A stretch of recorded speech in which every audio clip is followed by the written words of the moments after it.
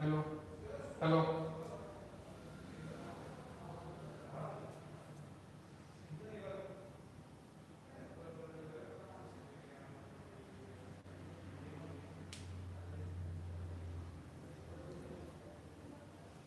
Hello students. Hello everyone.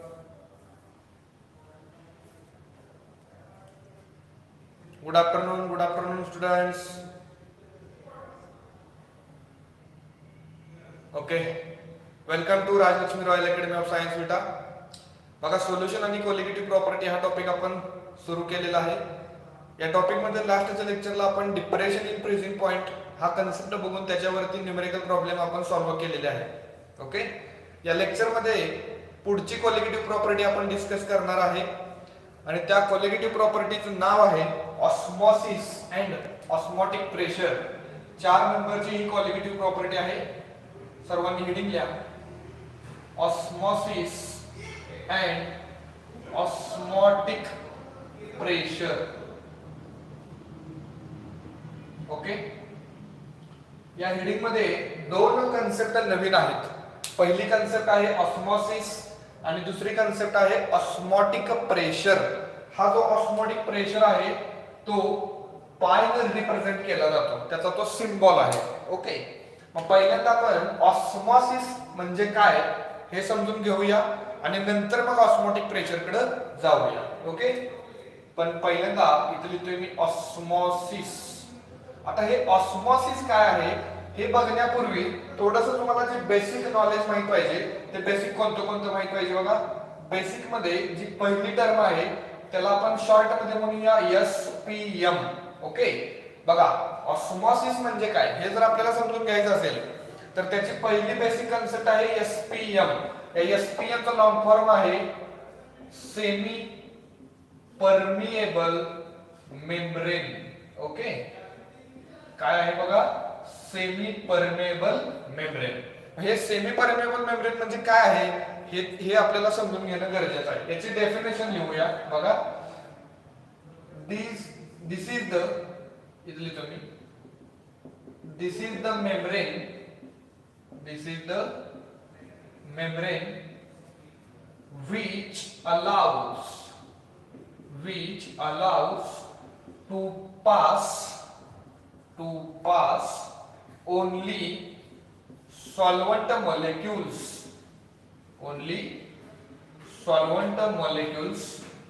not solute particles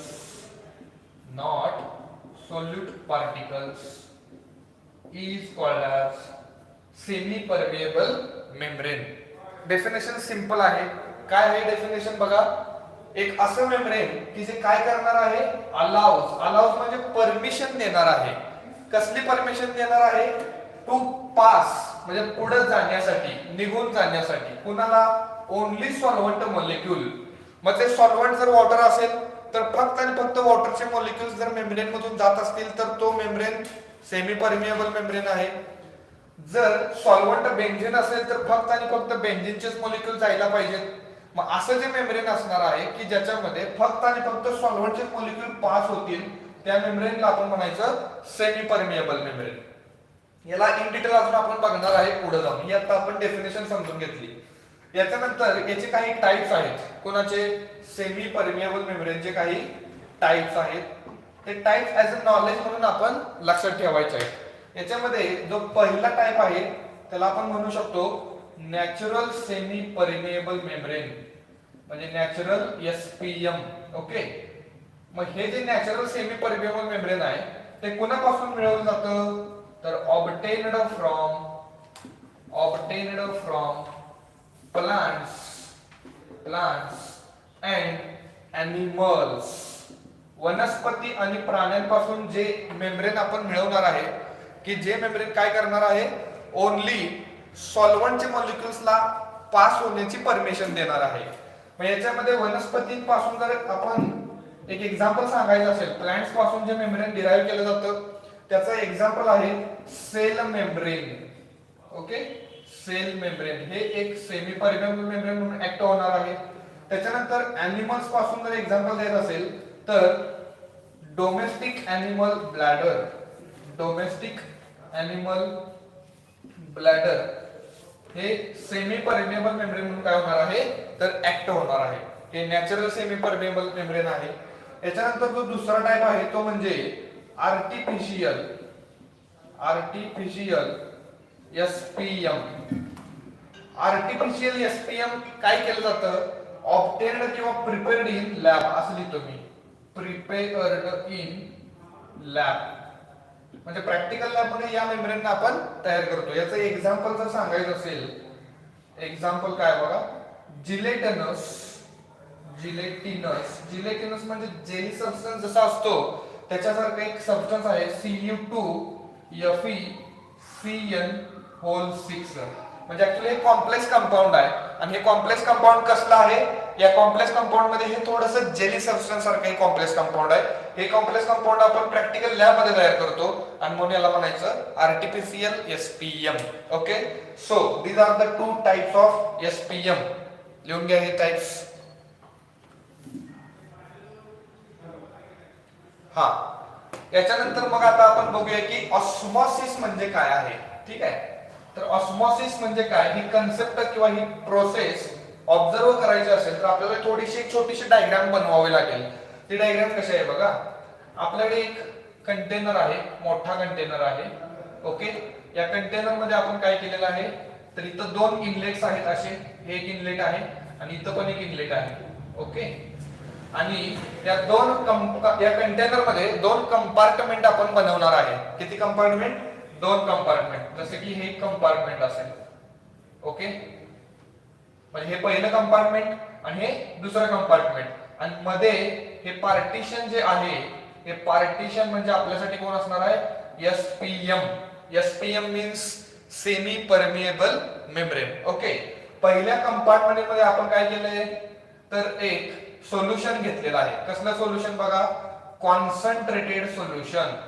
पहिल्या compartment मध्ये आपण एक कॉन्सन्ट्रेटेड सोल्युशन घेतलेलं आहे. आणि हे जे दुसरं कंपार्टमेंट आहे याच्यामध्ये आपण काय घेणार आहे तर याच्यामध्ये डायल्यूट सोल्युशन घेणार आहे. ओके, डायल्यूट सोल्युशन और प्युअर सॉल्व्हंट असं जरी म्हणलं तरी चालेल, प्युअर सॉल्व्हंट. ओके, आता ऑस्मॉसिस म्हणजे जनरली ही कन्सेप्ट आपण डे टू डे लाईफ मध्ये ऑब्झर्व करत असतोयच, पण ही जी प्रोसेस आहे एक स्पॉन्टानियस प्रोसेस आहे. Osmosis is a spontaneous process and अजून कशी आहे तर युनिडायरेक्शनल आहे. कशी आहे बघा, युनिडायरेक्शनल. बघा, स्पॉन्टानियस आहे म्हणजे आपोआप होणार आहे. त्या ऑस्मॉसिसला जर घडवून आणायचं असेल तर एक्सटर्नल फोर्सची काहीही गरज नाही. स्पॉन्टानियस प्रोसेस आहे. युनिडायरेक्शनल म्हणजे काय, एकच डायरेक्शन मधून ती प्रोसेस सुरू होणार आहे. ओके, मग हे दोन कॅरेक्टरिस्टिक्स आहेत ऑस्मॉसिसचे. नेचर मधला रूल सगळ्यांना माहित आहे की जो हीट असते, जनरली जी हीट असते ती हीट कुठून कुठं फ्लो होते, heat always flow from high temperature to low temperature. बरोबर, जनरली जो गॅस असतो, तो गॅस कसा फ्लो होणार आहे, high pressure to low pressure. हे युनिव्हर्सचा नियम आहे. जे वॉटर असणार आहे, वॉटर ते कसं फ्लो होणार आहे, higher level to lower level. हे वॉटरचा फ्लो होणार आहे आणि हे सगळे युनिव्हर्सचे नियम्स आहेत. बरोबर, मग याच्यामध्ये आपण ऑस्मॉसिस मध्ये काय सांगणार आहे तर हे स्पॉन्टानियस प्रोसेस आहे, युनिडायरेक्शनल आहे. मग काय करणार आहे बघा, ऑस्मॉसिस मध्ये काय होणार आहे तर ऑस्मॉसिस मध्ये सॉल्व्हंट मॉलिक्युलचा फ्लो होणार आहे. काय होणार आहे, सॉल्व्हंट मॉलिक्युलचा फ्लो. आणि सॉल्व्हंट कुठून कुठं फ्लो होणार आहे तर मोर सॉल्व्हंट टू लेस सॉल्व्हंट. म्हणजे असा फ्लो आपल्याला बघायला भेटणार आहे. म्हणजे ज्या ठिकाणी सॉल्व्हंटची क्वांटिटी जास्त आहे तिकडून जिकडे सॉल्व्हंट कमी आहे तिकडे सॉल्व्हंट मॉलिक्युलचा काय होणार आहे, फ्लो होणार आहे. आणि हे कसा फ्लो असेल तर स्पॉन्टानियस असणार आहे आणि युनिडायरेक्शनल असणार आहे. पहिल्यांदा हे लिहून घ्या, नंतर मग आपण इकडे बघूया की ऑस्मोसिस कसं होणार आहे.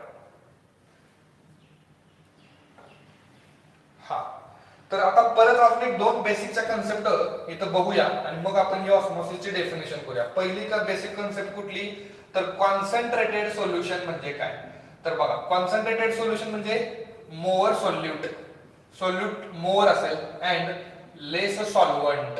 सॉल्व्हंट कसं असणार आहे, कमी असणार आहे. बरोबर, जर सोल्युशन मध्ये सोल्यूटची क्वांटिटी जास्त असेल आणि सॉल्व्हंटची क्वांटिटी कमी असेल तर या सोल्युशनला आपण म्हणतो कॉन्सन्ट्रेटेड सोल्युशन. डायल्यूट सोल्युशनचा अर्थ काय असेल? Dilute solution, very good. More solvent, solvent जास्त, अँड लेस सोल्यूट, सोल्यूटची क्वांटिटी कमी असेल तर डायल्यूट सोल्युशन. आपण इथं जे कंपार्टमेंट म्हणजे जे कंटेनर घेतलाय त्याच्यामध्ये पहिल्या कंपार्टमेंट मध्ये कॉन्सन्ट्रेटेड सोल्युशन आहे. कॉन्सन्ट्रेटेड सोल्युशन म्हणजे इथे काय लिहिणार मी? लेस सॉल्व्हंट असं लिहू शकतो. ओके. आणि दुसऱ्या कंपार्टमेंट मध्ये तर प्युअर सॉल्व्हंट घेतले. आणि डायल्यूट सोल्युशन म्हणजे अगदी सोल्यूट कमी असणार आहे.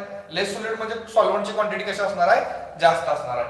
आता हे कोण असणार आहे? बरोबर मध्ये जे पार्टिशनच्या रूपात तुम्ही दाखवले ते कोण असणार आहे? Semi permeable membrane.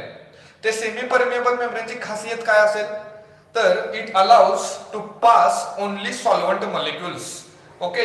मग सॉल्व्हंट मॉलिक्युल फक्त आणि फक्त या सेमी परमिएबल मेम्ब्रेन मधून पास होणार आहे. सॉल्यूटचे पार्टिकल जाणार नाही. पण नेचरचा नियम काय आहे? जिथं सॉल्व्हंटचे मॉलिक्युल जास्त आहेत तिकडून जिकडे सॉल्व्हंटचे मॉलिक्युल्स कमी आहेत असा फ्लो होणार आहे. म्हणजे इथे लिहिणार मी more solvent to lesser solvent असा आपल्याला फ्लो बघायला भेटणार आहे. मग कुठून कुठं सॉल्व्हंट फ्लो चालू होणार तुम्ही सांगा. आता इकडे लेस सॉल्व्हंट आहे, पहिल्या कंपार्टमेंट मध्ये सॉल्व्हंट कमी आहे आणि दुसऱ्या कंपार्टमेंट मध्ये सॉल्व्हंटची क्वांटिटी जास्त आहे. म्हणजे राईट वाल्या कंपार्टमेंट मधून लेफ्ट कडे काय होणार आहे? सॉल्व्हंट मॉलिक्युलचा फ्लो सुरू होणार आहे. बरोबर. And this is the flow of solvent molecule. आणि हा जो काय फ्लो असेल कोणाचा? सॉल्व्हंट मॉलिक्युलचा, तो फ्लो कसा असणार आहे? स्पॉन्टानियस असणार आहे आणि युनिडायरेक्शनल असणार आहे. आणि या फ्लोलाच आपण नाव देतो ऑस्मॉसिस. या फ्लोलाच आपण नाव द्यायचं ऑस्मॉसिस. म्हणजे कुठून कुठं सॉल्व्हंट फ्लो होणार आहे हे पण आपण समजून घ्या. जिकडे सॉल्व्हंटची क्वांटिटी जास्त आहे तिकडून जिकडे सॉल्व्हंट कमी आहे तिकडे, म्हणजे कुठून कुठं डायल्यूट सोल्युशन म्हणजे आपण असं म्हणूया लो कॉन्सन्ट्रेशन. आणि इथं तर सांगितले कॉन्सन्ट्रेटेड सोल्युशन म्हणजे जिकडं कॉन्सन्ट्रेशन कमी आहे तिकडून जिकडं कॉन्सन्ट्रेशन जास्त आहे असा तो फ्लो होणार आहे. काही लोकांना वाटत असेल की sir higher concentration to lower concentration असं व्हायला पाहिजे. नाही, तुम्ही फक्त सॉल्व्हंटची क्वांटिटी चेक करा. सॉल्व्हंट जिकडे जास्त आहे तिकडून काय होणार आहे? फ्लो चालू होणार आहे. आणि हा जो फ्लो आहे तो फ्लो कसा असणार आहे? Spontaneous and unidirectional. मग याची डेफिनेशन आपण करूया पहिल्यांदा. ऑस्मॉसिसची डेफिनेशन. ओके. कशी असेल डेफिनेशन बघा. पहिल्या डेफिनेशन मध्ये लिहिणार the spontaneous and unidirectional flow of कुणाचा flow? Solvent molecules. Flow of solvent molecules कुठून कुठं? From lower concentration to higher concentration. कशाच्या माध्यमातून? थ्रू SPM सेमी परमिएबल मेम्ब्रेनच्या माध्यमातून. Is called osmosis. त्याला आपण काय म्हणायचं? ऑस्मॉसिस. ओके. डेफिनेशन लिहून घ्या. हा. मग या ऑस्मॉसिस मुळे काय होणार आहे? तर more solvent to lesser solvent असा हा फ्लो असेल. म्हणजे आपल्याला समजलेलं आहे की सेकंड कंपार्टमेंट मधले जे काही सॉल्व्हंट असतील ते पहिल्या कंपार्टमेंट मध्ये यायला लागलेले आहेत. कशाच्या माध्यमातून? सेमी परमिएबल मेम्ब्रेनच्या माध्यमातून. स्पॉन्टानियसली येत राहणार आहेत. आणि काय होतं मग जर तिकडून सॉल्व्हंट मॉलिक्युल इकडे आले तर इथं असलेली ही जी काही सोल्युशन आहे याच्यामध्ये लेवल वाढत जाते. म्हणजे या सोल्युशन मध्ये म्हणजे जे पहिलं कंपार्टमेंट आहे त्याच्यामध्ये जास्तीत जास्त सोल्युशन येणार आहे.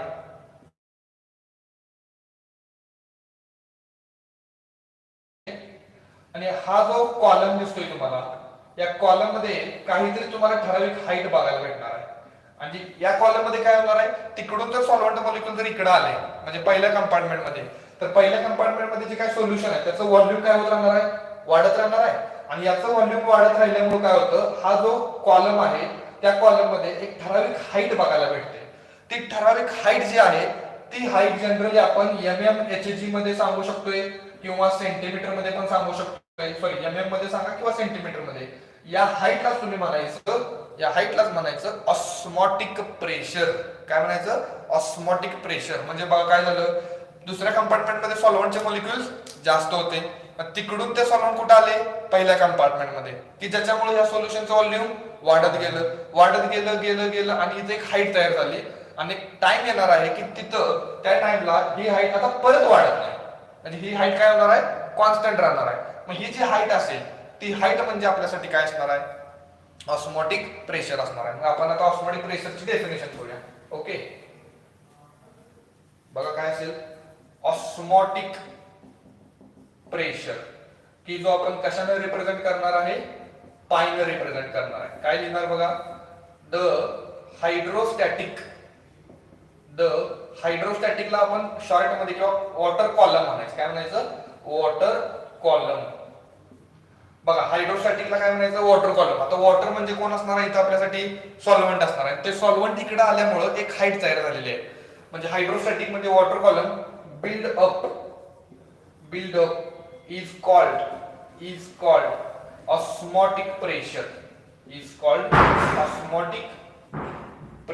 ओके, आता ही डेफिनेशन थोडीशी सायंटिफिक मध्ये आपण लिहिलेली आहे, परंतु अजून एक डेफिनेशन आपल्याला याच्यामध्ये बघावी लागणार आहे आणि ती समजून घ्यायची आपल्याला. काय डेफिनेशन आहे बघा.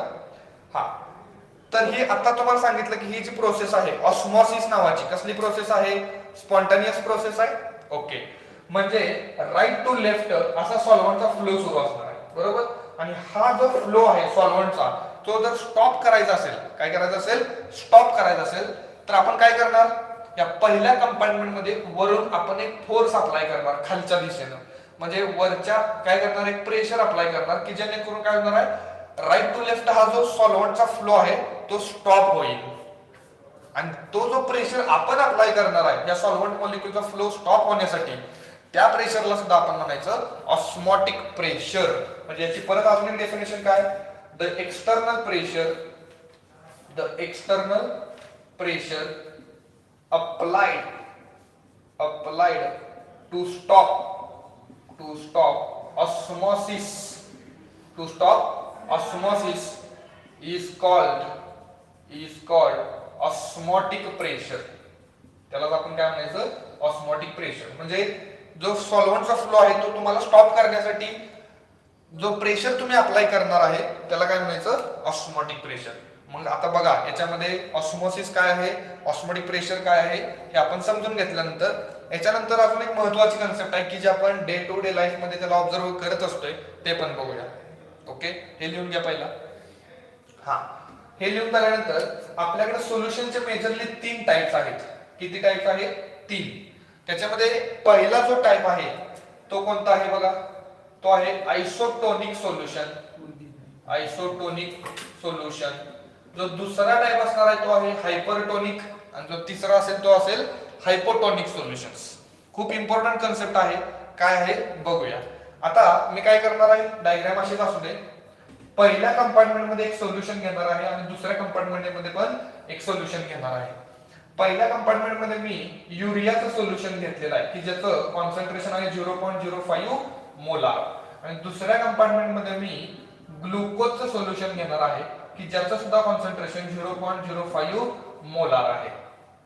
ओके, मग याच्यामध्ये कोण कॉन्सन्ट्रेटेड आहे आणि कोण डायल्यूट आहे ते तुम्ही मला सांगा. तर या दोघांना पण आपण म्हणू शकतो दोघांचं कॉन्सन्ट्रेशन सेम आहे, कुणीही कॉन्सन्ट्रेटेड नाही, कुणीही डायल्यूट नाही.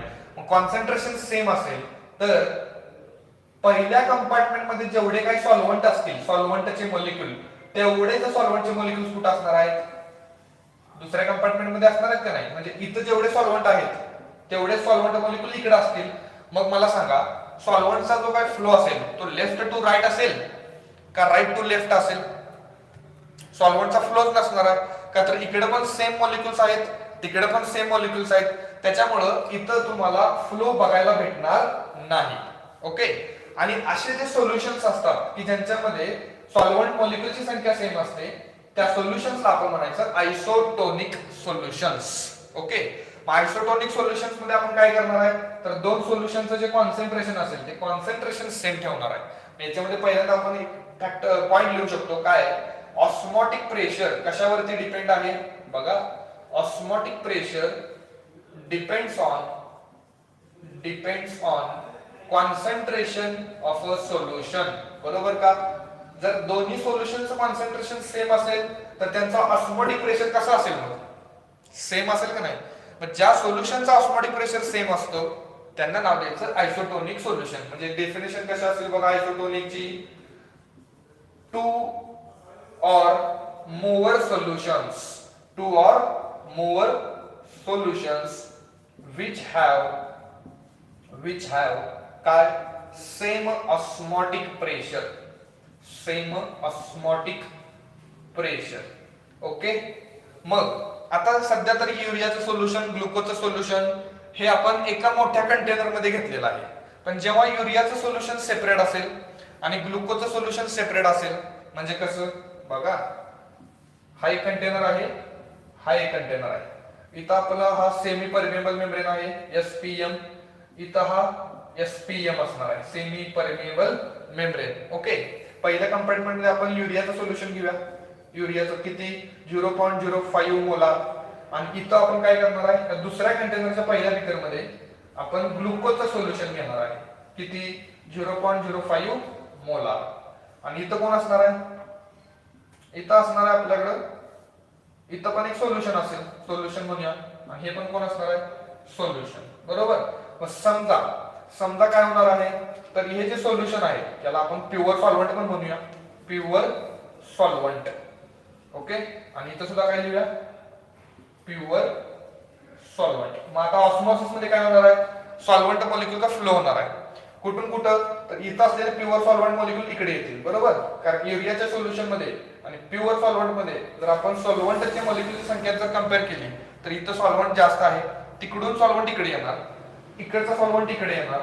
म्हणजे इथं आपल्याला काय करावं लागणार, इथं हे जे ऑस्मोसिस आहे ते थांबवण्यासाठी एक प्रेशर अप्लाय करावं लागेल. तो प्रेशर म्हणजे आपला ऑस्मोटिक प्रेशर असेल. इथं सुद्धा जे काय ऑस्मोसिस सुरू आहे ते थांबवण्यासाठी आपण काय करणार, एक्सटर्नल प्रेशर अप्लाय करणार. ते काय असणार आहे, ऑस्मोटिक प्रेशर. जेवढा ऑस्मोटिक प्रेशर इथं असेल तेवढाच ऑस्मोटिक प्रेशर इथं असणार आहे. म्हणजे या दोन्ही सोल्युशनचा ऑस्मोटिक प्रेशर कसा असणार आहे, सेम असणार आहे. आणि ज्या सोल्युशनचा ऑस्मोटिक प्रेशर सेम असतो त्यांना आपण म्हणायचं आयसोटोनिक सोल्युशन्स.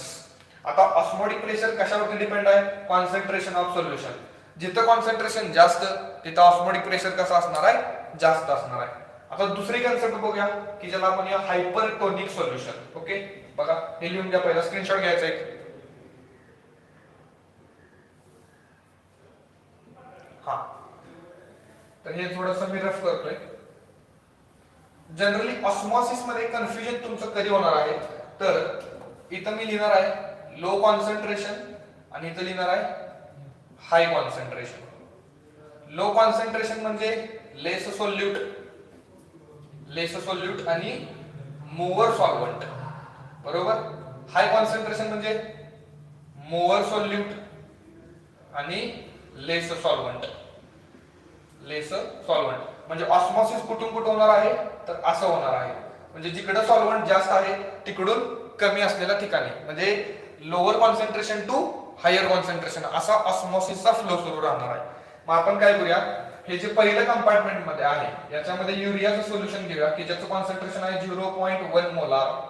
आणि दुसरं कंपार्टमेंट आहे ग्लुकोजचं, त्याचं कॉन्सन्ट्रेशन किती घेतलंय बघा 0.05 मोलारच घेतलेलं आहे. दोन्ही सोल्युशन मध्ये मला सांगा कुठं कॉन्सन्ट्रेशन जास्त आहे आणि कुठं कॉन्सन्ट्रेशन कमी आहे. Very good. युरियाच्या केसमध्ये कॉन्सन्ट्रेशन कसं असेल, तर जास्त असणार आहे. आणि ग्लुकोजच्या केसमध्ये कॉन्सन्ट्रेशन कमी असणार आहे. युरियाच्या केसमध्ये कॉन्सन्ट्रेशन जास्त आहे, हायर कॉन्सन्ट्रेशन, म्हणजे सॉल्व्हंट कसं असणार आहे, कमी असेल. म्हणजे इथे लिहिणार मी लेस सॉल्व्हंट आणि इकडे मग काय लिहिणार मी, मोअर सॉल्व्हंट.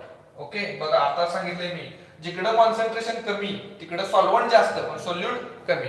ऑस्मोसिसच्या केसमध्ये आपण जनरली कुणाला महत्व देणार आहे, सॉल्व्हंटला, कारण फ्लो कुणाचा असणार आहे, सॉल्व्हंटचा. म्हणजे इथं जर ऑस्मोसिस बघितलं तर ते ऑस्मोसिस कसं होणार आहे, more solvent to lesser solvent. म्हणजे सेकंड कंपार्टमेंट मधून पहिल्या कंपार्टमेंट कडे सॉल्व्हंट मॉलिक्यूलचा फ्लो सुरू होणार आहे. आणि तो फ्लो कसा असणार आहे, स्पॉन्टानियस असणार आहे आणि युनिडायरेक्शनल असणार आहे. त्यालाच आपण म्हणूया ऑस्मोसिस. की जेणेकरून काय होणार आहे, इथं ही जे सोल्युशन आहे या सोल्युशनचं व्हॉल्यूम काय होत असणार आहे, वाढत असणार आहे की नाही. मग सोल्युशनचं व्हॉल्यूम वाढत असणार आहे.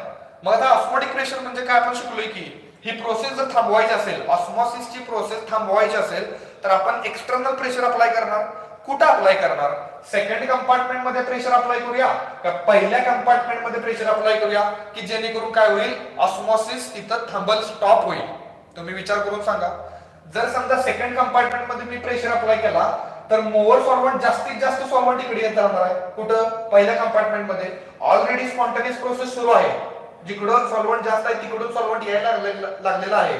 आणि अशा ठिकाणच्या कंपार्टमेंट मध्ये तुम्ही अजून जर एक्सटर्नल प्रेशर अप्लाय केला तर अजून जास्तीत जास्त सॉल्व्हंट इकडे येणार आहे, बरोबर? म्हणजे तिथं ऑस्मॉसिसचा रेट वाढत चाललाय. आपल्याला रेट वाढवायचं नाही, आपल्याला ती ऑस्मॉसिस स्टॉप करायचं आहे. आणि ऑस्मॉसिसला स्टॉप करायचं असेल तर आपण या युरियाच्या सोल्युशन मध्ये प्रेशर अप्लाय करणार, म्हणजे या पहिल्या कंपार्टमेंट मध्ये. आणि वरून जो आपण प्रेशर अप्लाय करणार आहे, की जेणेकरून तिकडून इकडे यायला लागलेले, म्हणजे राईट टू लेफ्ट जे सॉल्व्हंट यायला लागले ते रिव्हर्स तिकडे जातील. कुठं? Left to right. आणि एक टाइम येणार की त्या टाइमला ते सॉल्व्हंट मॉलिक्युलचा फ्लो जो असेल तो काय होणार आहे? स्टॉप होणार आहे. मग प्रेशर कुठं अप्लाय केला आपण? युरियाच्या सोल्युशन मध्ये. आणि म्हणून आपण म्हणायचं युरियाच्या सोल्युशनला हायपरटोनिक सोल्युशन. कसलं सोल्युशन? हायपरटोनिक. हायपरटोनिक म्हणजे असं सोल्युशन की ज्याचा ऑस्मोटिक प्रेशर जास्त असतो. मग कोणत्या सोल्युशन वरती प्रेशर लावलाय? युरियाच्या, म्हणजे त्याच्याकडे ऑस्मोटिक प्रेशर जास्त असणार आहे आणि म्हणून ते कसं असणार आहे? हायपरटोनिक. मग दुसरं जे सोल्युशन आहे ग्लुकोज, ते कसं असणार आहे? Hypotonic solution. कसं असणार आहे? Hypotonic solution. हायपोटोनिक सोल्युशन म्हणजे काय? की जिकडे ऑस्मोटिक प्रेशर कमी असणार आहे. मग आता या दोघांची पहिला डेफिनेशन तयार करूया. 2 नंबरला पॉइंट असेल हायपरटोनिक सोल्युशन. हायपरटोनिक सोल्युशन मध्ये काय लिहिणार? The solution which have higher osmotic pressure, higher osmotic pressure कुणापेक्षा? दॅन अदर सोल्युशन, दुसऱ्या सोल्युशन पेक्षा. Than other solution is called as hypertonic solution. For example, 0.05 glucose solution and 0.1 molar, तर molar urea solution. सांगा मग hypertonic कोण आहे आणि hypotonic कोण आहे? इथे लिहिणार मी 0.1 molar solution of urea is hypertonic solution, and आणि काय सांगू शकतो? 0.05 molar solution of glucose is hypotonic solution. कसं असणार आहे? Hypotonic solution. ओके, मग ह्या कन्सेप्ट मध्ये आता 3 नंबरला आपण काय लिहिणार आहे? तर हायपोटोनिक सोल्युशनची डेफिनेशन, की जे आता तुम्हाला लिहून द्यायची काही गरज नाही. तुम्ही सांगा हायपोटोनिक सोल्युशनची definition. The solution which have lower osmotic pressure. हायरच्या ठिकाणी काय? Lower osmotic pressure than other solution is called as hypotonic solution. Example मध्ये तुम्हाला समजणार आहे की कोण हायपोटोनिक आहे? ग्लुकोज हायपोटोनिक आहे. ओके, याचा स्क्रीनशॉट घ्यायचा.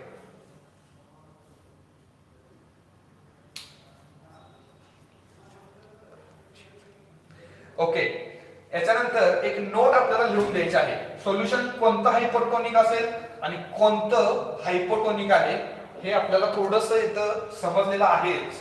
त्याच्यामध्ये मग काय करणार आहे बघा. लोअर कॉन्सन्ट्रेशन हायर कॉन्सन्ट्रेशनचा तर आपण मिनिंग समजून घेतलेला आहेच.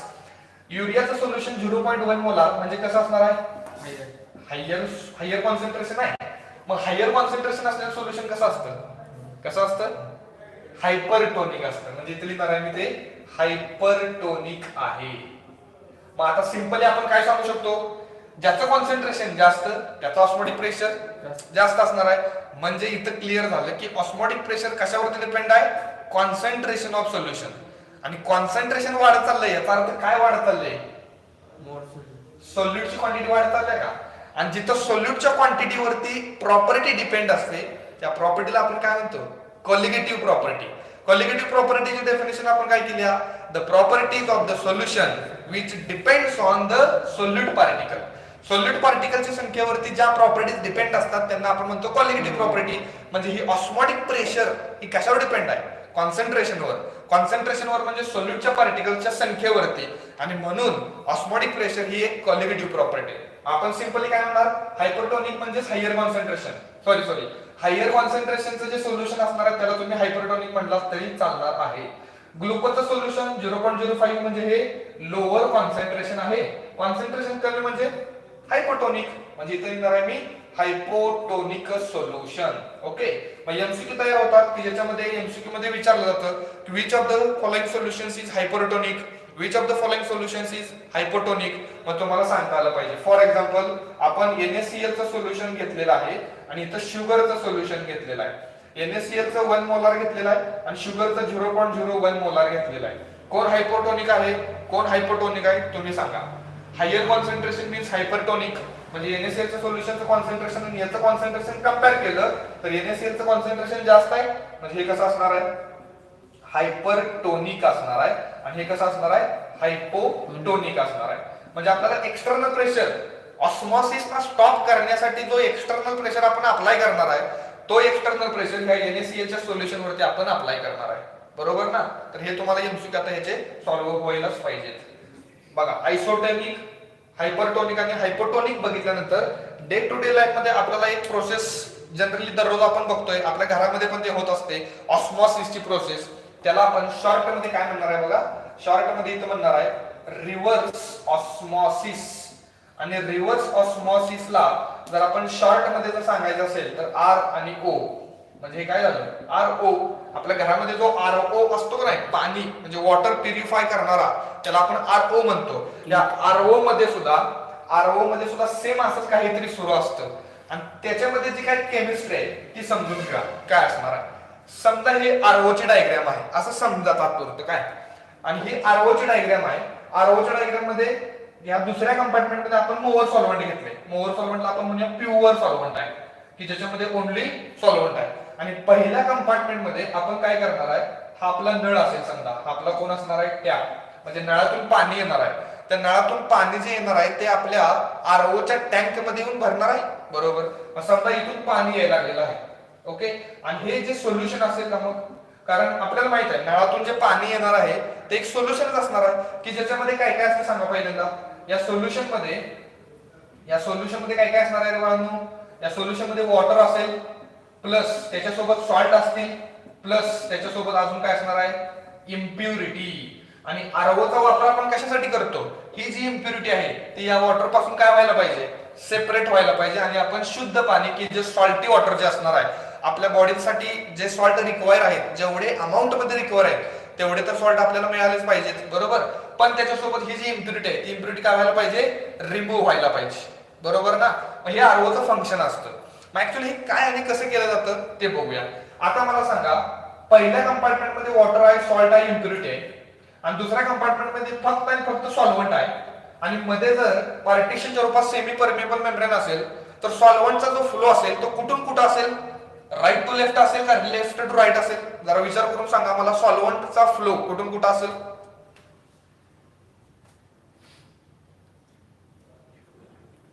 सॉल्व्हंटचा फ्लो ऑस्मॉसिस मध्ये सॉल्व्हंटचा फ्लो कुठून कुठं होणार आहे, more solvent to lesser solvent. More solvent कुठं आहे, अरे दुसऱ्या कंपार्टमेंट मध्ये फक्त आणि फक्त सॉल्व्हंट आहे, पण पहिल्या कंपार्टमेंट मध्ये सॉल्ट आहे, इम्प्युरिटी आहे, म्हणजे सॉल्व्हंट कसं असणार आहे, कमी असणार आहे. आणि म्हणून ROच्या टँक मध्ये जे पाणी आहे ते तिकडून इकडे येणार आहे. झाला ना सत्यानाश. आधीच इम्प्युरिटी असलेल्या पाण्यामध्ये त्या सोल्युशन मध्ये तिकडचं शुद्ध पाणी इकडे यायला लागले. असं आपल्याला होऊन द्यायचं नाही. आपल्याला काय करायचं आहे तर बघा, आपल्याला RO मध्ये काय केलं जातं, आपल्याला हे थांबवायचं आहे. तिकडून जे शुद्ध पाणी इकडे यायला लागले ते आपल्याला स्टॉप करायचं आहे. त्याच्यासाठी आपण काय करणार, या पहिल्या कंपार्टमेंट मध्ये वरून आपण प्रेशर अप्लाय करणार. तो प्रेशर म्हणजे काय असणार आहे, ऑस्मॉटिक प्रेशर. पण समजा आपण ऑस्मॉटिक प्रेशर अप्लाय केला तर इथे लिहिणार आहे मी ऍट ऑस्मॉटिक प्रेशर. ऑस्मॉटिक प्रेशरला काय होणार आहे, ऑस्मॉसिस स्टॉप होणार आहे. ऑस्मॉसिस काय होणार आहे, स्टॉप. ऑस्मॉसिस स्टॉप होणार आहे म्हणजे तिकडून जे सॉल्व्हंट मॉलिक्युल इकडे यायला लागले ते स्टॉप होतील की. परंतु जर इथे स्टॉप केलं तर आपल्याला त्याचा फायदा काय, तर आपल्याला तर अजून त्याचा काय फायदा झालेला नाही. मग आपण काय करूया, अजून थोडासा प्रेशर अप्लाय करूया. म्हणजे ऑस्मॉटिक प्रेशर जेवढा असेल त्याच्यामुळे काय होणार आहे, तुम्ही जो ऑस्मॉटिक प्रेशर अप्लाय करणार आहे त्याच्यामुळे ऑस्मॉसिस स्टॉप होणार आहे. पण त्याच्यापेक्षा थोडासा अजून जर जास्त प्रेशर अप्लाय केला तर काय होणार आहे, पहिल्या कंपार्टमेंट मध्ये जे सॉल्व्हंट आहे ते तिकडे फ्लो व्हायला चालू होते.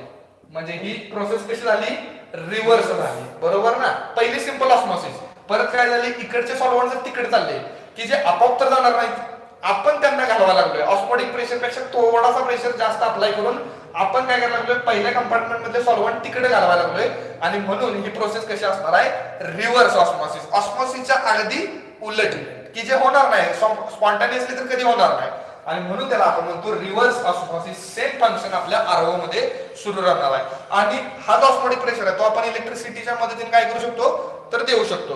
मग ह्या रिव्हर्स ऑस्मॉसिस मध्ये काय काय लिहिलं जातंय, तर पहिल्यांदा लिहा. याच्यामध्ये पहिल्यांदा काय लिहिणार, write down, when pressure greater than कुणापेक्षा, greater than osmotic pressure is applied then काय होईल, flow of solvent molecules will be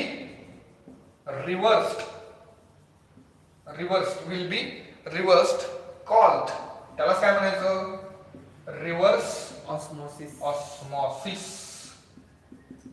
full stop. Write down, definition लिहून घ्या. ओके, याचा स्क्रीनशॉट घ्यायचा. हा, थोडस जी नोट मगाशी तुम्हाला सांगितली की ज्याच्यामध्ये नोटिंग मध्ये काय होतं, हायर कॉन्सन्ट्रेशन म्हणजेच हायपरटोनिक, लोअर कॉन्सन्ट्रेशन म्हणजेच हायपोटोनिक. बरोबर. या नोट मध्ये थोडस पुढे जाऊन कंटिन्यू करूया. याचा स्क्रीनशॉट घेतला असेल तुम्ही, बघा. नोट मध्ये एक नोट आपण लिहून घेतलेली आहेच. नोट मध्ये सेकंड नोट बघा काय असेल.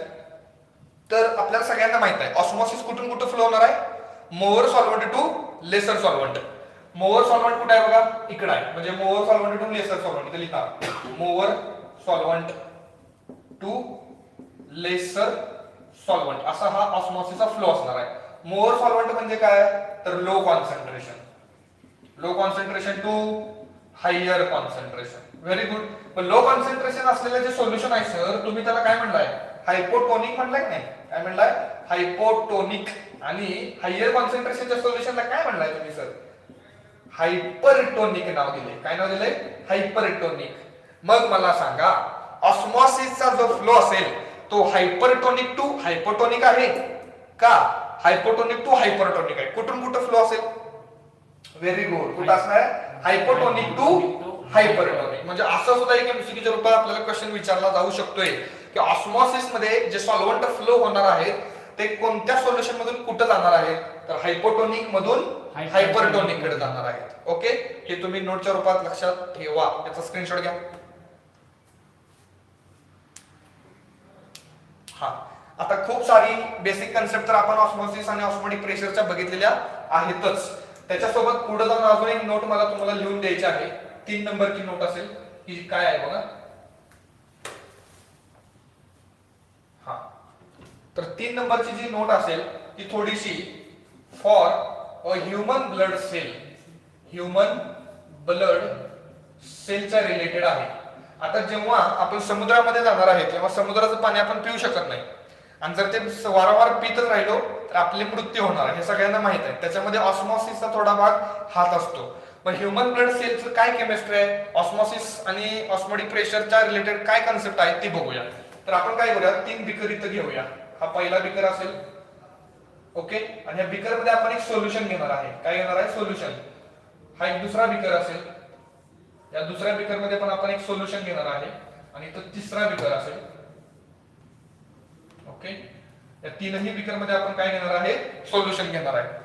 आणि सपोज ही एक ह्यूमन ब्लड सेल आहे. This is a red blood cell, बरोबर. This is a RBC. आणि ह्या रेड ब्लड सेल मध्ये जे कॉन्सन्ट्रेशन असणार आहे याच्यामध्ये आत एक सोल्युशन असतं की ज्याचं कॉन्सन्ट्रेशन किती असतं, in RBC NaCl is present. RBC मध्ये कोण असणार आहे, सोडियम क्लोराइड असणार आहे. ओके, हे सोडियम क्लोराइडचं कॉन्सन्ट्रेशन किती असतं, तर त्या कॉन्सन्ट्रेशन असतं 0.9 मिलीग्रॅम पर ml. बघा, रेड ब्लड सेल मध्ये जे सोडियम क्लोराइड असणार आहे त्या सोडियम क्लोराइडचं कॉन्सन्ट्रेशन किती असतं, 0.9 मिलीग्रॅम पर ml. ओके, मग ती जी रेड ब्लड सेल आहे ती आपण या सोल्युशन मध्ये काय करूया, डीप करूया, बुडूया. बघा, मग काही ठिकाणी काय होणार आहे, रेड ब्लड सेल आहे तसेच राहणार आहे. काही ठिकाणी रेड ब्लड सेल श्रिंक होणार आहे आणि काही ठिकाणी रेड ब्लड सेल स्वॅलो होणार आहे. ते आता कशावर डिपेंड आहे बघा. हे जे तुम्ही सोल्युशन इथे घेतलेलं आहे या सोल्युशनचं कॉन्सन्ट्रेशन म्हणजे कॉन्सन्ट्रेशन सोल्युशनचं किती आहे बघा 0.9 मिलीग्रॅम पर ml. बरोबर. इथं जे कॉन्सन्ट्रेशन असेल ते concentration is greater than 0.9 milligram per ml आणि इथं जे कॉन्सन्ट्रेशन आहे ते 0.9 मिलीग्रॅम पर ml पेक्षा कसं असणार आहे कमी असणार आहे. बघा पहिलं जे सोल्युशन आहे त्या सोल्युशन मध्ये कॉन्सन्ट्रेशन किती आहे 0.9 मिलीग्रॅम पर ml म्हणजे जेवढं सॉल्ट त्या सोल्युशन मध्ये आहे तेवढंच सॉल्ट कुठं असणार आहे त्या रेड ब्लड सेल मध्ये असणार आहे. मग मला सांगा जर दोन्ही म्हणजे आरबीसी आणि सोल्युशन मध्ये जर दोघांचं कॉन्सन्ट्रेशन सेम असेल तर सॉल्व्हंटचा फ्लो कुठून कुठं होईल रे. सोल्युशन मधून आरबीसी मध्ये का आरबीसी मधून सोल्युशन मध्ये कुठं फ्लो होईल सॉल्व्हंटचा. दोघांचं कॉन्सन्ट्रेशन सेम आहे. आरबीसीचं पण किती आहे 0.9 मिलीग्रॅम पर ml आणि आपण जे सोल्युशन घेतलंय त्या सोल्युशनचं पण किती आहे 0.9 मिलीग्रॅम पर ml असेल. मग दोघांचं कॉन्सन्ट्रेशन सेम असेल तर त्यांना काय म्हणतो आपण आयसोटोनिक सोल्युशन म्हणतो. आणि अशा ठिकाणी नो फ्लो किंवा नो ऑस्मॉसिस असं म्हणूया आपण. ऑस्मॉसिस होणारच नाही. ऑस्मॉसिस होणार नाही तर हे रेड ब्लड सेलची जी साईज आहे ती आहे तशीच राहणार आहे. म्हणजे RBC remain as it is आहे तशीच राहणार आहे. पण हे जे सोल्युशन आहे कुठलं सोल्युशन आपण जे कंटेनर मध्ये घेतलेलं सोल्युशन आहे ते किती आहे 0.9 मिलीग्रॅम पर ml म्हणजे हे कसं असणार आहे हाय कॉन्सन्ट्रेशन असेल. Okay sir. आणि जे रेड ब्लड सेल आहे त्या रेड ब्लड सेल मध्ये जे कॉन्सन्ट्रेशन आहे ते किती आहे 0.9 मिलीग्रॅम पर ml पण सोल्युशन मध्ये किती आहे त्याच्यापेक्षा जास्त आहे ना. म्हणजे सोल्युशन कॉन्सन्ट्रेटेड आहे पण आरबीसी कशी असणार लो कॉन्सन्ट्रेशन. बरोबर. मग आता मला सांगा सॉल्व्हंट कुठं असेल जास्तीत जास्त सॉल्व्हंटची क्वांटिटी कुठं आहे. हायर कॉन्सन्ट्रेशन म्हणजे लेस सॉल्व्हंट कारण सोल्यूट जास्त असतो ना आणि लो कॉन्सन्ट्रेशन म्हणजे सॉल्व्हंट जास्त. मग आता मला सांगा सॉल्व्हंट कुठून कुठं फ्लो होणार आहे. तर हे रेड ब्लड सेलचा हा जो मेम्ब्रेन आहे हे सेमी परमेबल मेम्ब्रेन आहे याच्या माध्यमातून सॉल्व्हंट कुठून कुठे जाणार आरबीसी मधलं जे पाणी आहे ते पाणी सोल्युशन मध्ये जाणार की ज्याच्यामुळे रेड ब्लड सेलची जी साईज आहे ती काय होणार आहे श्रिंक होणार आहे. म्हणजे इथे लिहिणार मी आरबीसी श्रिंक्स म्हणजे रेड ब्लड सेल काय होणार आहे श्रिंक होणार आहे. म्हणजे ऑस्मोसिस कुठून कुठं फ्रॉम आरबीसी टू सोल्युशन. इथे लिहितो मी आरबीसी टू सोल्युशन. ओके. असा तुमचा काय असणार आहे ऑस्मोसिस. तिसऱ्या कंटेनर मध्ये जाऊया. तिसऱ्या कंटेनर मध्ये आपल्या आरबीसीचं कॉन्सन्ट्रेशन किती आहे 0.9 मिलीग्रॅम पर ml.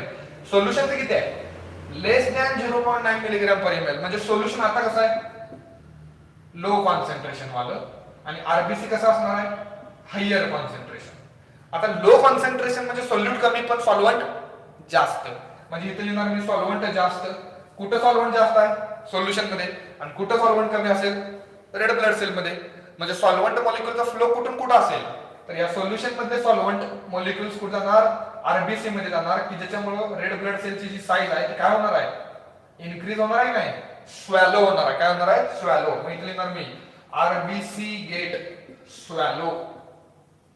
बरोबर. त्याची साईज काय होणार आहे इन्क्रीज होणार आहे. मग दवाखान्यामध्ये जे पेशंट्स असतात हॉस्पिटलमध्ये जे पेशंट्स असतात की ज्यांना सलाईन दिली जाते त्या सलाईनच्या बॉटलवरती जर तुम्ही कॉन्सन्ट्रेशन जर बघितलं तर त्या सलाईनच्या बॉटलच्या पाठीमागे लिहिलेलं असते काय 0.9 मिलीग्रॅम पर ml इतकं कॉन्सन्ट्रेशन असलेलं ते सलाईन आहे. म्हणजे सलाईन सोल्युशनचं कॉन्सन्ट्रेशन पण तेवढंच ठेवायचं की जे आपल्या रेड ब्लड सेल्स आहे जेणेकरून काय होईल रेड ब्लड सेल मधलं पाणी सलाईन मध्ये जाणार नाही आणि सलाईन मधलं पाणी रेड ब्लड सेल मध्ये जाणार नाही की ज्याच्यामुळं रेड ब्लड सेलची जी साईज आहे ती आहे तशीच राहील. आणि म्हणून जे रेड ब्लड सेलचं कॉन्सन्ट्रेशन आहे तेच कॉन्सन्ट्रेशन असलेलं सलाईनचं सोल्युशन पेशंटला द्या. ठीक आहे. ओके. ह्याचा स्क्रीनशॉट घ्या.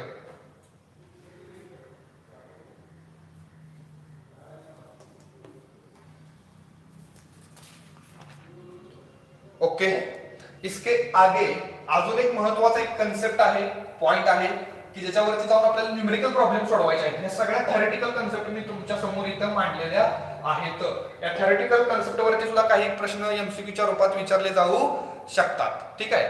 मग याच्यामध्ये पुढचा कन्सेप्ट असेल बघा लॉज ऑफ ऑस्मॉटिक प्रेशर.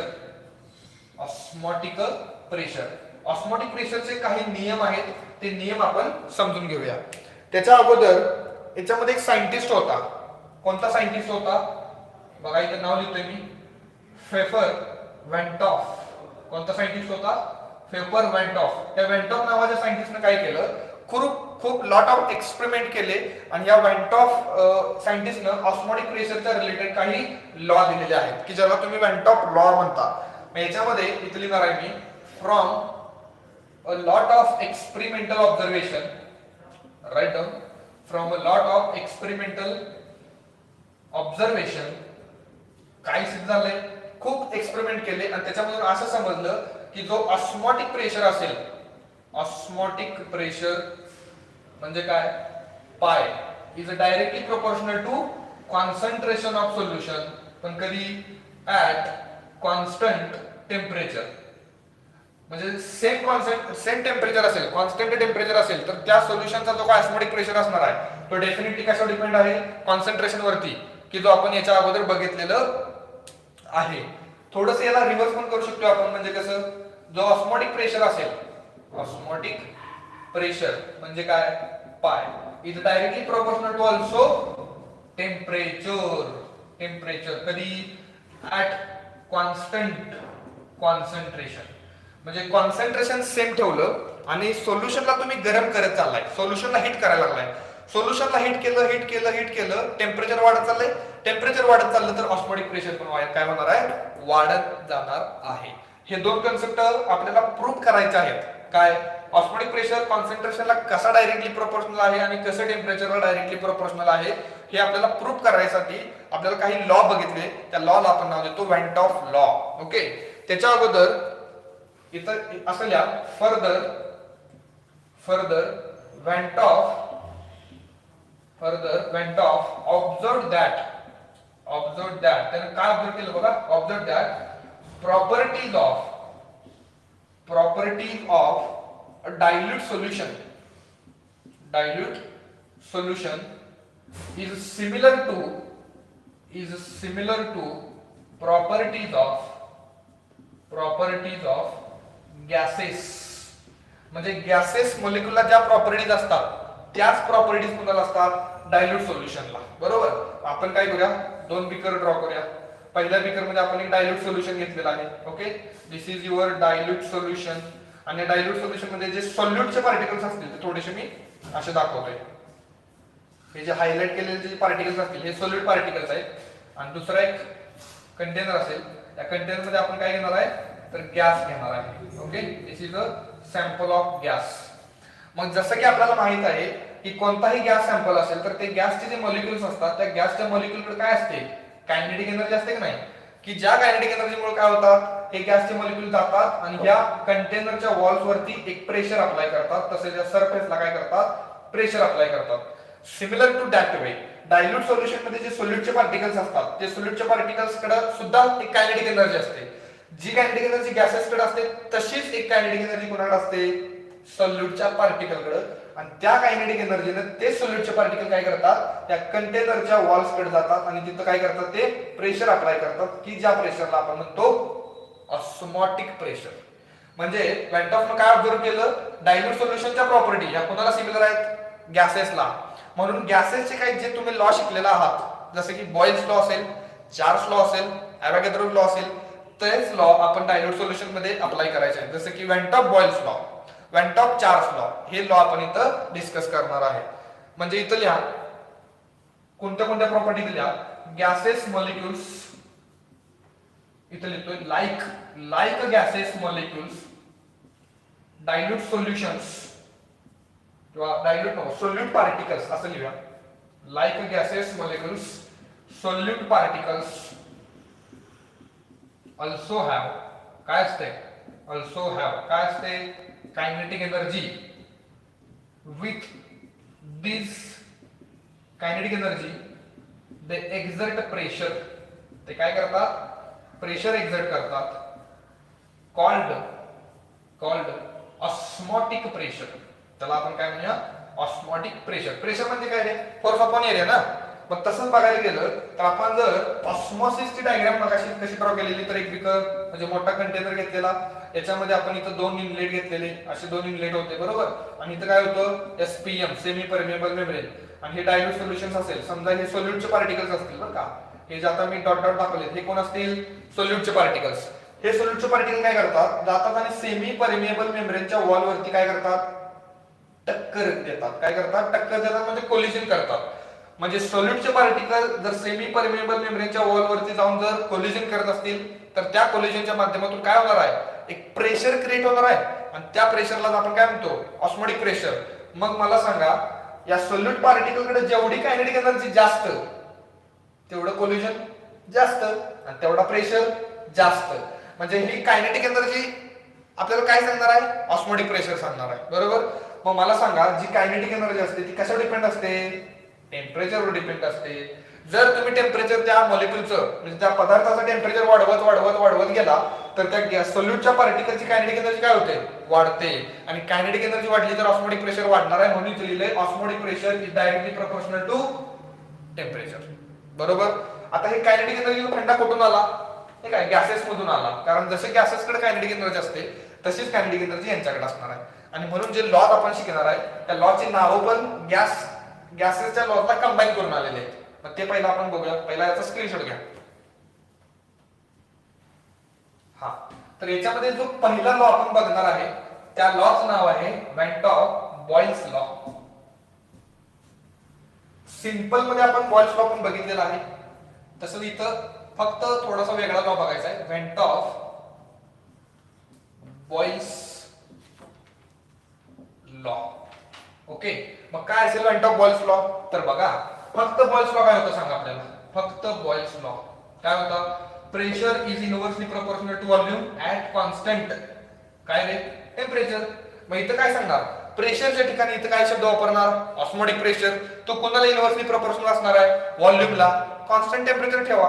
म्हणजे स्टेटमेंट कसं असेल सांगा बरं याचं, स्टेटमेंट इथं लिहिणार मी osmotic pressure, osmotic pressure of कुणाचा, dilute solution, dilute solution is inversely proportional, is inversely proportional to the volume of solution बरोबर at constant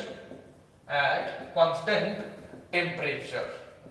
बरोबर का, बरोबर की सर. म्हणजे व्हॉल्यूम जर वाढवत वाढवत वाढवत गेला तर त्याचा प्रेशर काय होतं, कमी होतो का नाही, फक्त टेम्परेचर कॉन्स्टंट ठेवा. आणि टेम्परेचर वाढवायला लागलं तर परत कायनेटिक एनर्जी वाढेल, आणि कायनेटिक एनर्जी वाढली तर परत प्रेशर वाढला, म्हणजे प्रेशर मध्ये परत चेंज येणार आहे. त्याच्यामुळे आपण हे सगळं फिनॉमिनन कधी बघणार आहे, कॉन्स्टंट टेम्परेचरला. बरं, याचं एक्सप्लेनेशन काय असेल सर, तर बघा एक्सप्लेनेशन. तर जनरली आपण काय केलंय, प्रेशरला इथं पी सांगितलंय, पण इथं कुठला प्रेशर घेणार आपण, ऑस्मोटिक प्रेशर. ऑस्मोटिक प्रेशर म्हणजे पाय, इनवर्सली प्रोपोर्शनल टू व्हॉल्यूम बरोबर ऍट कॉन्स्टंट टेम्परेचर. ओके, इथं डायरेक्टली प्रोपोर्शनल साइन जर रिमूव्ह केलं तर पाय इज इक्वल टू एक कॉन्स्टंट घ्या की ज्याला आपण व्ही म्हणूया. म्हणजे पाय इज इक्वल टू काय असेल, के अपॉन व्ही असेल. आता एक्स्ट्रा माहिती अजून जर व्हॉल्यूम इकडे आलं तर पाय इंटू व्ही काय असणार आहे, के असणार आहे.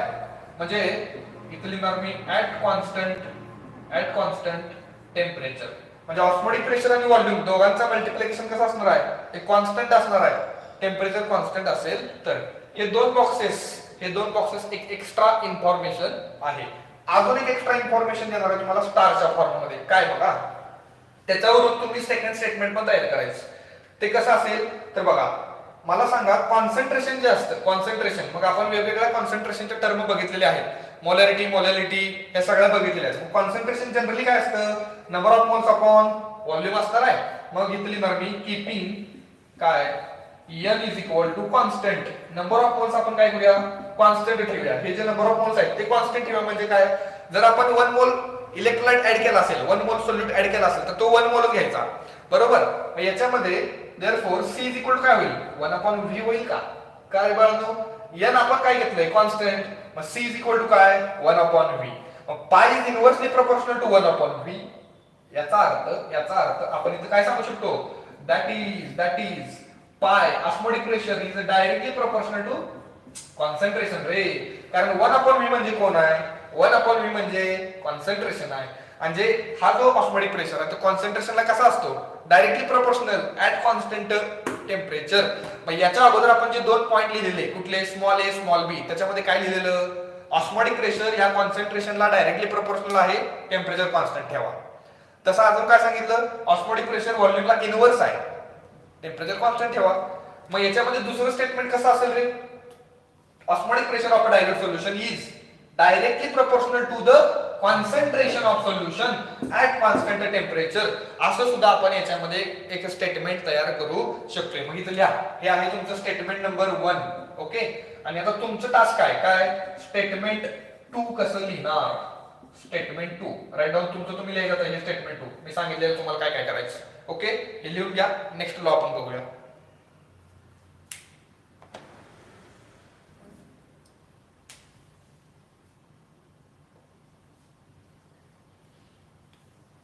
ओके, याच्यामध्ये जो दुसरा लॉ आहे त्याचं नाव आहे went Hoff Charles law. Okay, बघा चार्ल्स लॉ काय सांगतोय आपल्याला, वेंट ऑफ चार्ल्स लॉ.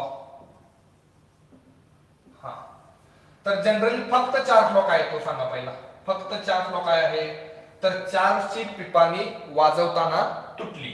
म्हणजे काय, at constant pressure volume is directly proportional to temperature at constant pressure is directly proportional to temperature. नाही आपण काय घेतलं Charles v is directly proportional to t at constant p. at constant काय घेतलेलं, p घेतलेलं. थोडासा इथं वेगळा लॉ आहे, काय बघा सेमच आहे त्याच्यासारखा. स्टेटमेंट तयार करूया पहिला. स्टेटमेंट लिहायचं, osmotic pressure of a dilute solution is directly proportional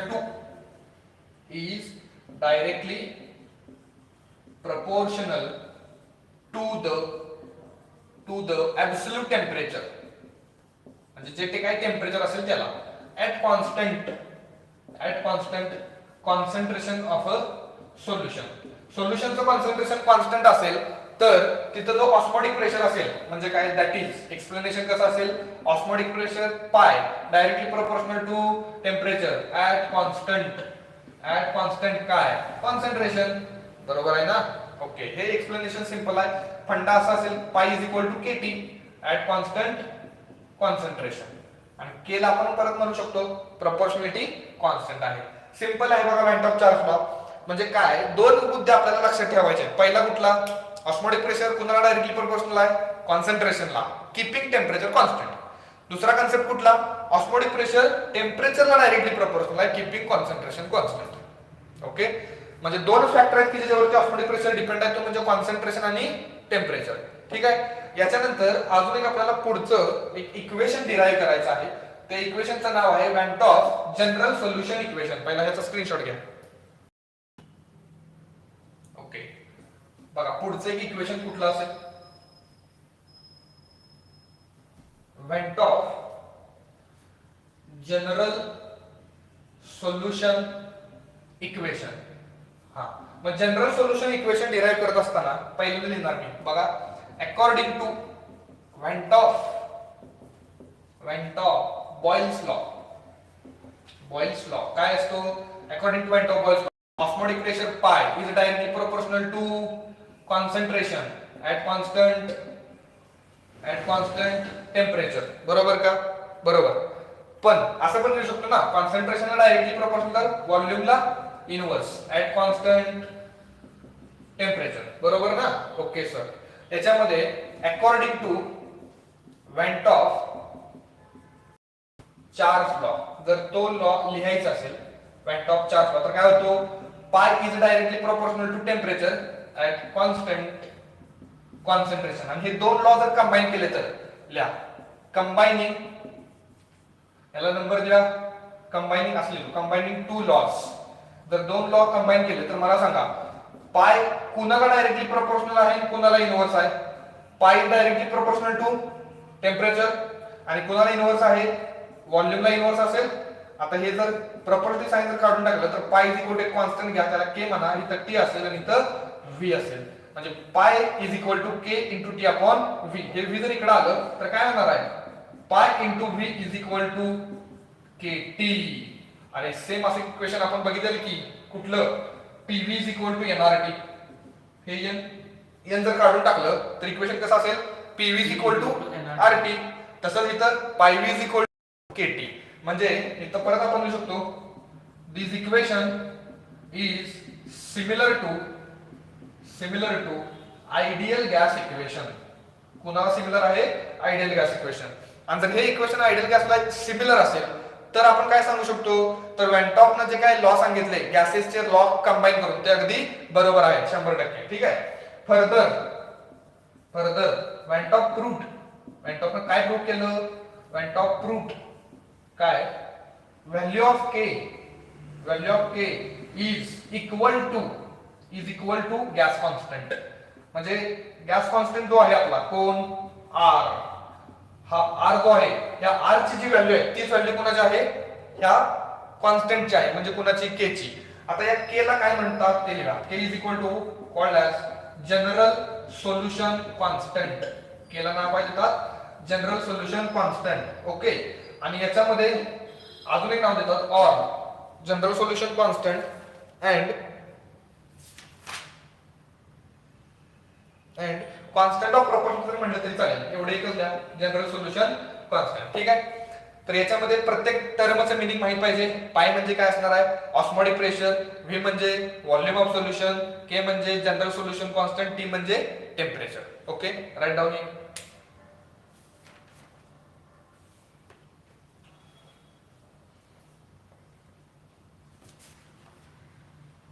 हा, मग या इक्वेशन मध्ये आता आपण काय केलं, वेंटॉपनं काय प्रूव्ह केलं, तर ह्या के ची जी व्हॅल्यू आहे, कुणाची, के ची म्हणजे जनरल सोल्युशन कॉन्स्टंटची जी व्हॅल्यू आहे ती व्हॅल्यू कुणाला सेम आहे, गॅस कॉन्स्टंट आर ला सेम आहे. मग के च्या ठिकाणी जर आर ठेवलं तर pi into V is equal to R T असं इक्वेशन असेल का. Okay sir. For N moles कसं लिहिणार मी, pi V is equal to N R T. जसं आयडियल गॅस इक्वेशन आलेलं तसंच हे इक्वेशन असेल का नाही, बरोबर सर. याच्यामध्ये पाय इज इक्वल टू काय, n upon V into R T, म्हणजे हे व्हॉल्यूम इकडे येऊन डिवाइड केलं मी. Number of moles upon volume म्हणजे काय असतं रे, कॉन्सन्ट्रेशन इंटू आर टी, म्हणजे pi is equal to C R T. हे जे एक्सप्रेशन आलेलं आहे याला नमस्कार करा, अजिबात विसरायचं नाही. ओके, एक्सप्रेशन लिहून घ्या हे. हा, याच्यामध्ये थोडस इम्पॉर्टंट गोष्टी कुठल्या कुठल्या आहेत बघा. इथं पहिली नोट, इफ जो ऑस्मोटिक प्रेशर आहे म्हणजे काय, pi is in pascal or newton metre square inverse. कारण प्रेशर आहे म्हणजे त्याचा युनिट कसा असणार आहे, एसआय युनिट. कुठलं रे, एसआय युनिट काय असतं प्रेशरचं, पास्कल किंवा न्यूटन मीटर स्क्वेअर इनवर्स. मग हा ऑस्मोटिक प्रेशर या पास्कल मध्ये किंवा न्यूटन मीटर स्क्वेअर मध्ये असेल. अँड जे व्हॉल्यूम आहे इज इन, हे व्हॉल्यूम जे आहे त्या व्हॉल्यूमचं एसआय युनिट काय असतं, मीटर क्यूब. देन काय करा, use value of R is equal to 8.314 joule per kelvin per mole. Okay, म्हणजे इथं जी तुम्हाला R दिसतोय त्या R ची व्हॅल्यू किती ठेवायची, कधी जर प्रेशर म्हणजे सॉरी ऑस्मोटिक प्रेशर आणि व्हॉल्यूम एसआय युनिट मध्ये असेल तर. ओके, याच्यामध्ये दुसरी नोट काय असेल, if pi is in ATM and volume is in litre, then R is equal to कुठली येणार, 0.0821 litre ATM kelvin inverse mole inverse. Okay, हे तुम्ही व्हॅल्यू घ्यायची आहे. बघा, खूप इम्पॉर्टंट नोट तुम्हाला इथं सांगितलेले आहेत. कुठली कुठली, जर पाय एसआय युनिट मध्ये असेल आणि व्हॉल्यूम पण एसआय युनिट मध्ये असेल तर R ची व्हॅल्यू पण एसआय युनिट मध्ये घ्या, जूल मधली. जर पाय एटीएम मध्ये असेल, व्हॉल्यूम लिटर मध्ये असेल तर R ची व्हॅल्यू लिटर एटीएम मधली घ्यायची, की जी तुम्हाला इथे सांगितलेली आहे. Write down. हा, अगदी छोटासा एक पॉइंट राहिलेला आहे की ज्याच्यामध्ये काय करणार आपण, जनरली आपण क्वालिटेटिव्ह प्रॉपर्टीच्या मदतीने काय करतो रे, molar mass of solute calculate करतो नाही. आतापर्यंत आपण ज्या काही डेली प्रॅक्टिस 6 सोडवले आहेत त्याच्यामध्ये calculate the molar mass of solute असा आपल्याला क्वेश्चन बघायला 100% भेटलेला आहे. मग त्याच्यामध्ये आपण काय करणार आहे, इथे हेडिंग असेल आपलं determination of determination of molar mass from osmotic pressure पाहिजे तुम्ही. ऑस्मोटिक प्रेशर वरून जर मोलर मास ऑफ सोल्यूट जर कॅल्क्युलेट करायला येत असेल तर ते कसं करायचं असतं ते बघूया. आता एक इक्वेशन मिळवलंय pi is equal to C into R T मिळवलंय नाही. अतिशय इम्पॉर्टंट इक्वेशन होतं. इथं लिहितो मी. सी म्हणजे काय रे बाळांनो? सी म्हणजे concentration of solution. Concentration of solution आणि हे आपण कशात घेणार आहे? Taken as molarity. कशामध्ये घेणार आहे? मोलॅरिटी. आतापर्यंत इलेव्हेशन इन बॉइलिंग पॉईंट असू दे किंवा डिप्रेशन इन फ्रीजिंग पॉईंट असू दे तिथं तुम्ही काय वापरलं? स्मॉल एम वापरलं नाही, मोलॅरिटी वापरलं. पण इथं कॉन्सन्ट्रेशन मी काय घेतलंय? Molarity. Molarity is equal to काय असतं? Number of moles of solute upon volume of solution in litre. असं असतं की नाही? मोलॅरिटीची किंमत म्हणजेच कॉन्सन्ट्रेशनची किंमत ती काय आली? N2 अपॉन V ती इथं पुट करा. देअरफॉर पाय इज इक्वल टू काय असणार आहे? N2 upon V. V कशात? लिटर मध्ये इंटू काय असणार आहे? R इंटू T असणार आहे. बॉक्स करा आणि महत्वाचं स्टार द्या. पण अजून आपण हे पहिली स्टेप मिळवलेली आहे. दुसऱ्या स्टेप मध्ये आपल्याला माहित पाहिजे sir number of moles of solute कसं कॅल्क्युलेट करतो? गिवन मास ऑफ सोल्यूट म्हणजे W2 divided by molar mass of solute. म्हणजे N2 ची व्हॅल्यू काय आली? W2 अपॉन M2 ती इथं पुट करा. Therefore osmotic pressure pi is equal to काय? W2 upon M2 into volume हे लिटर मध्ये होणार. बरोबर का? म्हणजे व्हॉल्यूम वरती जाऊन ते मल्टिप्लाय केले डायरेक्ट नाही. इंटू इथे लिहितोय मी R into T. Very good. आता हे एक्सप्रेशन बऱ्याच लोकांच्या लक्षात राहत नाही. तुम्ही हे लक्षात ठेवा ना. N2 upon V into RT. आता N2 अपॉन V म्हणजे काय? मोलॅरिटी. म्हणजे pi is equal to CRT. त्या C मध्ये मोलॅरिटीचं एक्सप्रेशन ठेवा. मोलॅरिटी वरून number of moles of solute ठेवा. इक्वेशन मिळणार आहे. आणि M2 म्हणजे काय असतं रे? M2 means molar mass of solute आणि पाय म्हणजे ऑस्मोटिक प्रेशर. बरं आता याच्यावरती जे न्यूमेरिकल प्रॉब्लेम्स आहेत ते नेक्स्ट लेक्चरला आपण सॉल्व्ह करणार आहेच. पण त्यापूर्वी दोन नोट ज्या तुम्हाला लिहून दिल्या त्या लक्षात ठेवायच्या. पाय जर पास्कल मध्ये असेल, न्यूटन मीटर स्क्वेअर मध्ये असेल आणि व्हॉल्यूम मीटर क्यूब मध्ये असेल तर इथं आर ची किंमत जूल मध्ये ठेवायची. टेम्परेचर तुम्हाला न्यूमेरिकल प्रॉब्लेम मध्ये दिलेलं असते. W2 पण दिलं असते आणि M2 कॅल्क्युलेट करा. समजला फंडा? ओके. दुसरा मुद्दा असा असतो पाय एटीएम मध्ये असेल, हे व्हॉल्यूम लिटर मध्ये असेल तर आर ची किंमत लिटर एटीएम मध्ये पुट करा. W2 तर दिलेला आहेच, टेम्परेचर पण दिलेला आहे, M2 कॅल्क्युलेट करा. अशा पद्धतीने हे प्रॉब्लेम आपण सॉल्व्ह करणार आहे. याच्यावरची डीपीपी तुम्हाला आज लगेच भेटेल. ठीक आहे.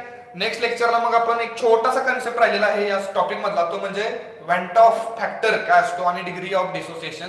तो नेक्स्ट लेक्चरला बघूया. पहिला याचा स्क्रीनशॉट घ्या. ओके. Thank you students. तोपर्यंत जय हिंद, जय महाराष्ट्र, जय हिंदुस्तान.